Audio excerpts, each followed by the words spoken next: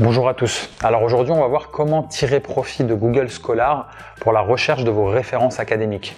Alors, Google Scholar, qu'est-ce que c'est? C'est un des principaux moteurs de recherche dans le monde. Alors Google par définition, puisque c'est le moteur de recherche via lequel 80 à 90% des recherches s'effectuent dans le monde.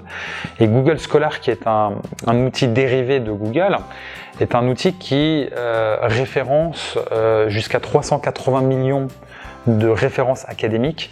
Donc autant dire que c'est un des principaux moteurs de recherche de références académiques dans le monde, et c'est un excellent outil effectivement qu'on recommande pour choisir on va dire les sources que vous allez utiliser pour rédiger votre mémoire.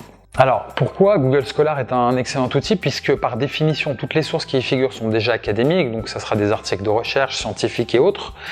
Vous avez accès à de nombreuses références qui sont également gratuites. Donc, il y a certes certaines références qui sont payantes et qui peuvent complexifier quelque peu l'accès, mais vous avez de nombreuses références qui sont quand même gratuites et qui sont de qualité. Un élément très important lors de la rédaction d'un mémoire, c'est le niveau de récence de vos sources, c'est-à-dire que les sources doivent être relativement récentes pour être considérées comme recevables. Et Google Scholar permet de choisir le niveau de récence, c'est-à-dire de choisir par exemple une fourchette en termes d'années de publication.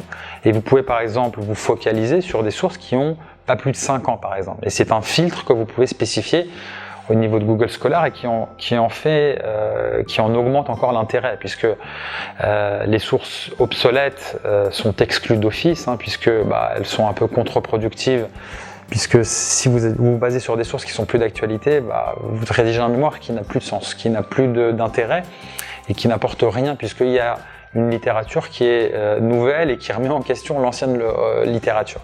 Donc c'est très important de se baser sur des sources d'actualité.